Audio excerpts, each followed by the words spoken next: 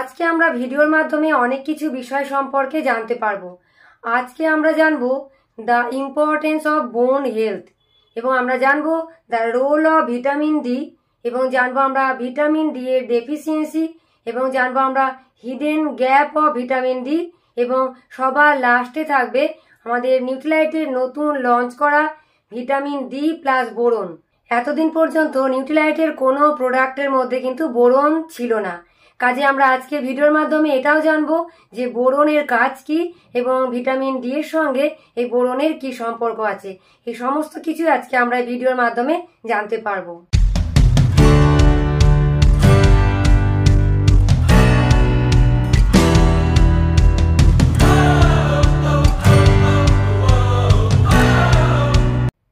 Hello friend, welcome back to my channel. আমি সুমনা। যেহেতু এই নতুন লঞ্চ করা ভিটামিন ডি প্লাস বোরন হলো একটা নিউট্রিলাইটের প্রোডাক্ট, কাজে নিউট্রিলাইট সম্পর্কে দু চার কথা না বললেই নয়। নিউট্রিলাইট হলো একটা পাওয়ার প্ল্যান্ট বেসড। এই নিউট্রিলাইট বিগত 90 বছর ধরে যে কোর ফিলোসফির সঙ্গে যুক্ত, সেটা হলো পাওয়ার প্ল্যান্ট ওয়েলনেস। এটা আমরা আমাদের খাবারের মধ্যে দিয়ে সম্পূর্ণ না করতে পারলেও আমরা সাপ্লিমেন্টের মাধ্যমেও পেতে পারি বিভিন্ন গাছগাছালির সুবিধা, যেটাকে বলা হচ্ছে ফাইটোনিউট্রিয়েন্টের সুবিধা। এটা হলো নিউট্রিলাইটের ফার্স্ট প্রিন্সিপাল। তাহলে নিউট্রিলাইটের সেকেন্ড প্রিন্সিপাল কি? না, এরকম না যে সি বানাতে হবে তো চলো ভিটামিন সি বানিয়ে দিলাম, এরকম না। এখানে হলিস্টিক সাপোর্টের কথা ভাবা হয়। এখানে একটা সায়েন্স কাজ করে, যেখানে সায়েন্টিস্টরা দিবা রাত্রি কাজ করে যাচ্ছে যে কোন কোন ধরনের ইনগ্রিডিয়েন্ট এখানে যুক্ত করতে হবে, কোন ইনগ্রিডিয়েন্টের কোন পার্টটা এক্সট্রা সঙ্গে যুক্ত করলে আমরা একটা কমপ্লিট সাপোর্ট পেতে পারি, আমরা একটা হলিস্টিক সাপোর্ট পেতে পারি। এই নিয়ে সায়েন্টিস্টরা দিবা রাত্রি কাজ করে যাচ্ছে। ঠিক সেরকম ভাবে এই ভিটামিন ডিটাকেও প্রস্তুত করা হয়েছে। কোনো একরকম সাপোর্টের কথা ভেবে কিন্তু ভিটামিন ডি কে তৈরি করা হয়নি। কমপ্লিট সাপোর্টের কথা যাতে আমরা পাই সেই কথাটা মাথায় রেখেই ভিটামিন ডি এই সাপ্লিমেন্টটাকে তৈরি করা হয়েছে। এবার আমাদের ফার্স্ট আলোচ্য বিষয় হচ্ছে ইম্পর্টেন্স অফ বোন হেলথ। বোন হলো একটা রিজিড অর্গ্যান, হাড় হলো একটা রিজিড অর্গ্যান, যেটা আমাদের বডির স্ট্রাকচার দিতে সাহায্য করে। যদি আমাদের শরীরে হাড় না থাকতো তাহলে আমাদের শরীরটা একটা ব্যাগের মতো হতো। এটা আমাদের বডিকে সাপোর্ট করতে সাহায্য করে। এই যে আমরা সোজাভাবে যে দাঁড়িয়ে আছি, এভাবে আমাদের বডির স্ট্রাকচার তৈরি করতে সাহায্য করা হচ্ছে বোন, এবং বোন আমাদের বডিকে সাপোর্ট করতে সাহায্য করে। এছাড়া আমাদের হাড়ের একটা খুবই গুরুত্বপূর্ণ কাজ হলো এটা আমাদের বডিকে প্রোটেকশন দিতে সাহায্য করে। এছাড়াও হাড়ের মধ্যে আছে ক্যালসিয়াম, কোলাজেন, এরকম বিভিন্ন ধরনের মিনারেলগুলো, যেমন হচ্ছে ফসফরাস, এরকম বিভিন্ন ধরনের মিনারেলগুলো রয়েছে আমাদের হাড়ের মধ্যে। এই বোন বা হাড় আমাদের একটা মুভমেন্ট পার্টনার হিসাবে কাজ করে। এই যে আমরা বসছি, হাঁটছি, কথা বলছি, নাচ করছি, কারো কারোর সঙ্গে আবার ঝগড়াও করছি, তো এই হাড় কি করে? হাড় মাসেল এবং জয়েন্টের সঙ্গে একসঙ্গে আর্মি হিসাবে এটা কাজ করে, অর্থাৎ এই হাড় একটা মুভমেন্ট পার্টনার হিসাবে কাজ করে। এছাড়া বোন বা হাড় কি? এটা হলো আমাদের একটা লিভিং টিস্যু।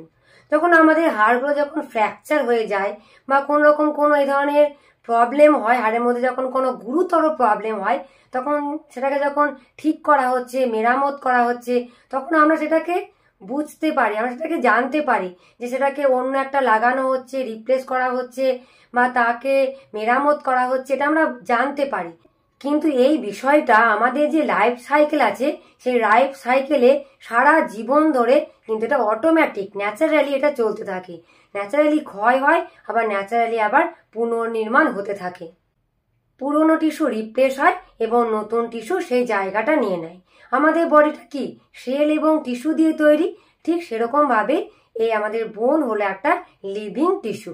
তাহলে আমরা এখানে হাড়ের দুটো বিষয় দেখলাম, একটা হচ্ছে বোনস মডেলিং এবং আর একটা হচ্ছে বোনস রিমডেলিং।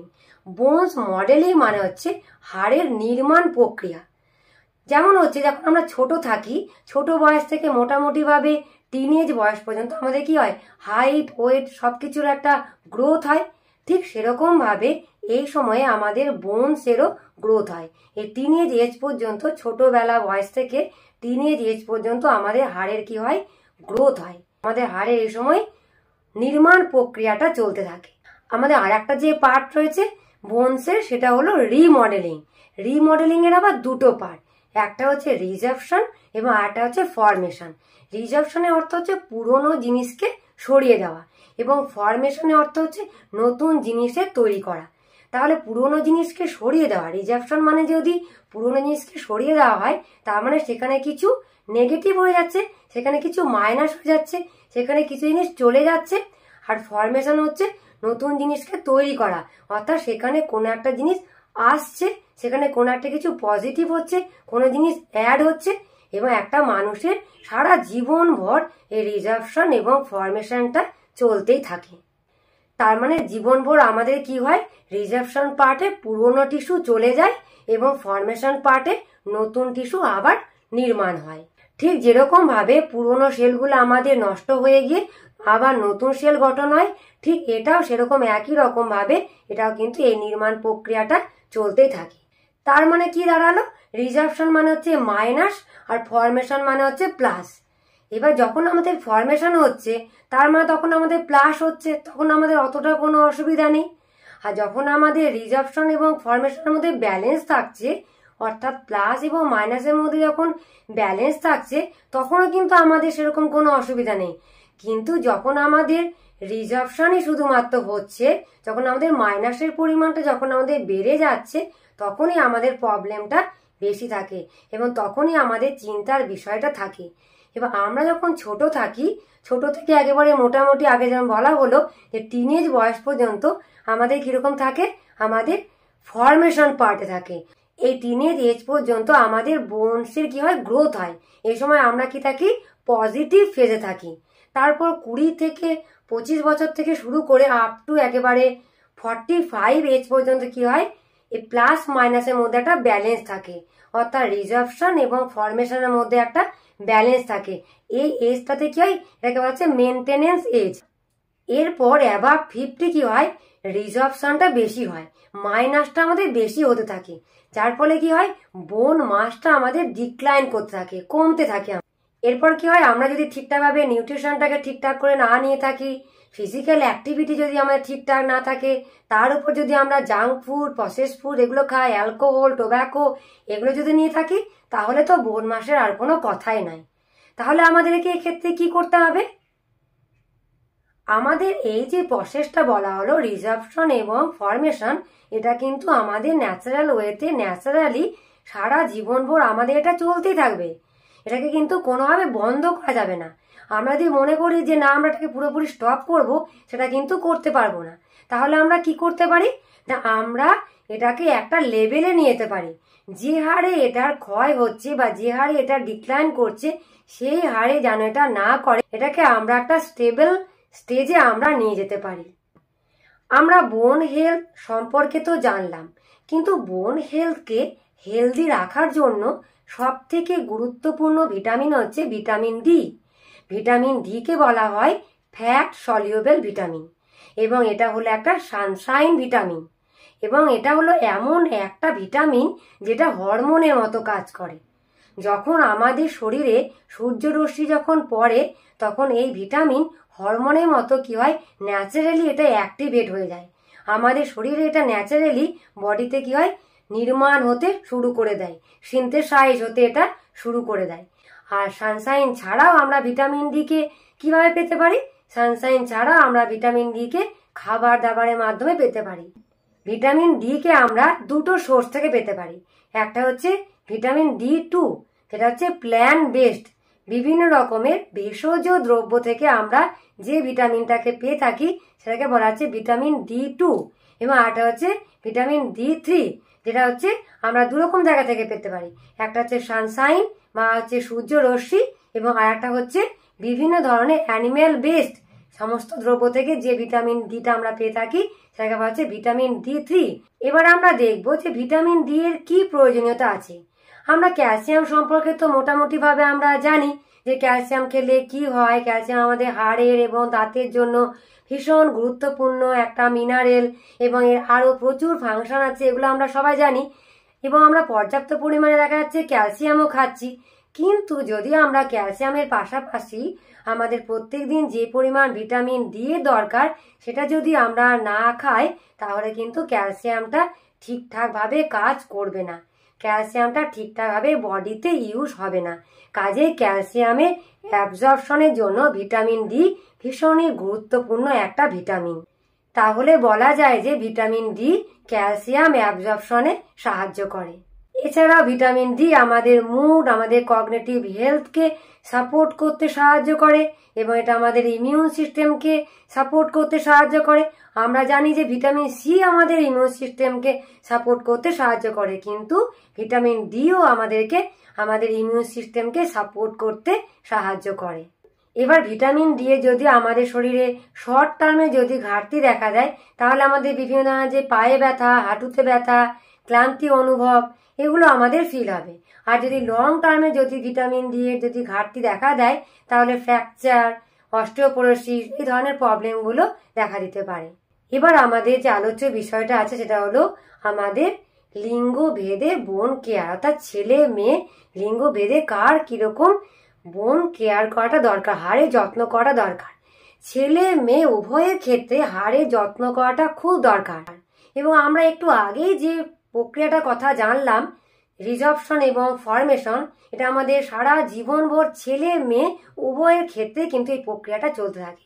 এরকম না যে মেয়েদের ক্ষেত্রে চলে ছেলেদের ক্ষেত্রে চলে না, তা নয়, ছেলে মেয়ে উভয়ের ক্ষেত্রে এই প্রক্রিয়া চলতে থাকে। কিন্তু তবুও ছেলেদের তুলনায় মেয়েদের ক্ষেত্রে হাড়ের একটু বেশি যত্ন করাটা দরকার, বেশি কেয়ার নেওয়াটা দরকার। কারণ মেয়েদের শরীরে বিভিন্ন ফেজে গিয়ে বিভিন্ন হরমোনাল চেঞ্জ, বিভিন্ন বডির স্ট্রাকচারাল চেঞ্জ, এই ধরনের বিভিন্ন পরিবর্তনের কারণে ছেলেদের তুলনায় মেয়েদের হাড়ের যত্ন নেওয়াটা বেশি দরকার। কারণ হচ্ছে যখন একটা মহিলার 40+ বয়স হয়ে যায় তখন তার 5 গুণ বেশি চান্স থাকে ছেলেদের তুলনায় অস্টিও আর্থারাইটিস হওয়ার। অস্টিও আর্থারাইটিস হওয়ার 5 গুণ রিস্ক কিন্তু বেড়ে যায় মেয়েদের ক্ষেত্রে ছেলেদের তুলনায়। আবার বোন মাস এবং বোন স্ট্রেংথটা 8 গুণ পরিমাণ বেশি লস হতে থাকে ছেলেদের তুলনায়। আবার মেয়েদের ক্ষেত্রে প্রতি বছর 3% বোন মাস লস হয় মেনোপজের কারণে। সেজন্যই ছেলেদের তুলনায় মেয়েদের হাড়ের যত্ন নেওয়াটা ভীষণ ভীষণ দরকার। ন্যাচারালি ছেলে মেয়ে উভয়ের ক্ষেত্রেই বোন মাস লস হয়, কিন্তু ছেলেদের তুলনায় মেয়েদের কয়েক গুণ বেশি পরিমাণে বোন মাস লস হয়ে থাকে। তাই ছেলেদের তুলনায় মেয়েদের হাড়ের যত্ন নেওয়াটা, হাড়কে হেলদি রাখাটা অনেক বেশি পরিমাণে দরকার। এবার ভিটামিন ডি এর কমের জন্য কি কি হতে পারে সেটা আমরা বিভিন্ন জায়গা থেকে সার্চ করে, বিভিন্ন জায়গা থেকে জেনে আমরা কিন্তু সেগুলো জানতে পেরে যাই। অটোমেটিক্যালি আমরা কিন্তু সেটা জানতে পারি এবং আমরা নিজেরা অনেক সময় ভিটামিন ডি এর সেই ঘাটতি পূরণ করার জন্য সাপ্লিমেন্ট নেওয়ার কথাও ভাবি। এবার যখন আমরা সাপ্লিমেন্ট নেওয়ার কথা ভাবি তখন 3 রকম সিচুয়েশনের মুখোমুখি আমরা হতে পারি। এবার সেটা এখানে একটা গল্পের মাধ্যমে দেখা যাক। দেখা যায় যে একজন ব্যক্তি, সেটাকে বলা হচ্ছে মিস্টার ইন্ডিপেন্ডেন্ট। নামটাই হচ্ছে ইন্ডিপেন্ডেন্ট, মানে সে স্বনির্ভর, সে কারো কথা শোনে না, সে নিজেই সিদ্ধান্ত নেয়। খুব ভালো কথা, নিজে সিদ্ধান্ত নিতে পারলে তো খুব ভালো। কিন্তু মিস্টার ইন্ডিপেন্ডেন্ট কি দেখে, তার ভিটামিন ডি এর ঘাটতি হয়েছে, তাই চলো ভিটামিন ডি সাপ্লিমেন্ট নিয়ে নাও, দেখো ভিটামিন ডি আছে কিনা, আর কিছু দেখার দরকার নেই, তাহলে জীবন সফল। কিন্তু ভিটামিন ডি একটা হচ্ছে নিজে একটা হিরো হলেও তার কিন্তু একটা সাপোর্টের দরকার। ভিটামিন ডি কিন্তু একা একাই নিজেই সব কাজ করতে পারবে না। সে যদি একটা কমপ্লিট গোল যদি আমরা পেতে চাই, কমপ্লিট লক্ষ্যকে যদি আমরা একটা পূরণ করতে চাই, তাহলে ভিটামিন ডি এরও কিন্তু সাপোর্টের প্রয়োজন। তাহলে এক্ষেত্রে কি হতে পারে, কো ফ্যাক্টর কিন্তু মিস হয়ে যেতে পারে।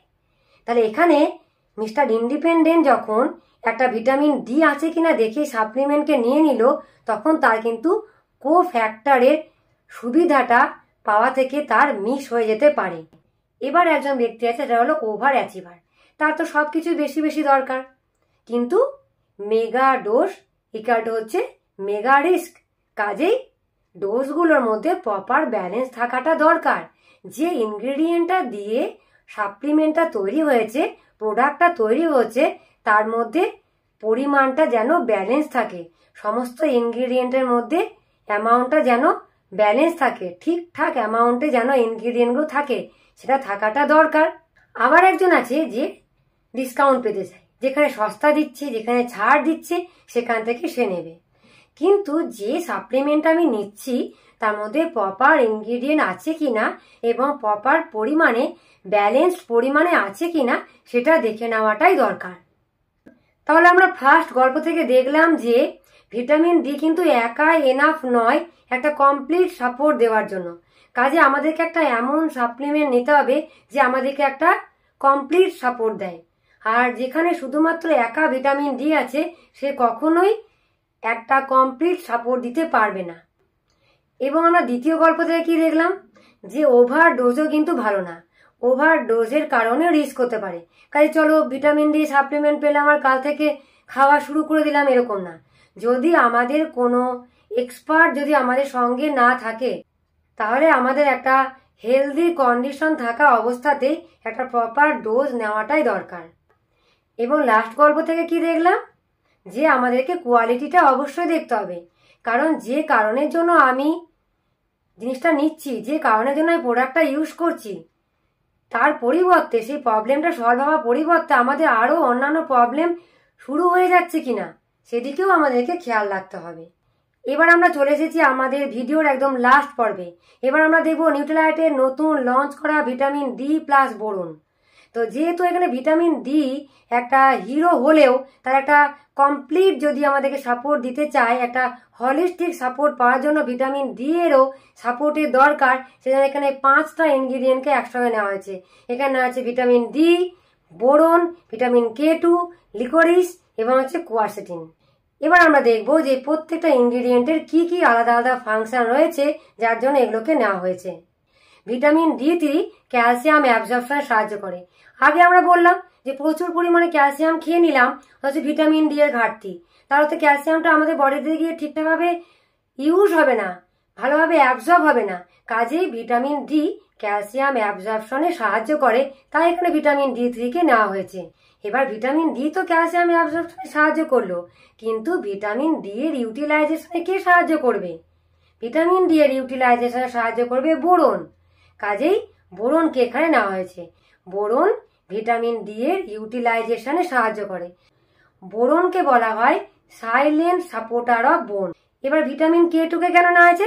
ভিটামিন K2 আমাদের শরীরে ক্যালসিয়ামের ব্যালেন্সটাকে ঠিকঠাক রাখতে সাহায্য করে। এবং এখানে লিকোরিস এবং কোয়ারসেটিনকে যেটা নেওয়া হয়েছে সেটা হচ্ছে একেবারে নিউট্রিশার্টের অর্গানিক ফার্ম থেকে নেওয়া হয়েছে এবং এটা আমাদের বোন হেলথকে সাপোর্ট করতে সাহায্য করে, তাই এই অর্গানিক এই ইনগ্রিডিয়েন্ট দুটোকে নেওয়া হয়েছে। বোরনকে বলা হয় সাইলেন্ট সাপোর্টার অফ বোন। আর এই একটা কন্টেনারের মধ্যে 60টা ট্যাবলেট আছে এবং 18 বছর ও তার ঊর্ধ্বে যারা আছে তারা প্রত্যেকেই একটা করে ট্যাবলেট খেতে পারবে। তাহলে ফ্রেন্ড, আজকের ভিডিও আমার এই পর্যন্ত। আবার আসবো অন্য নতুন ভিডিও নিয়ে। ভালো থাকবেন। Thank you.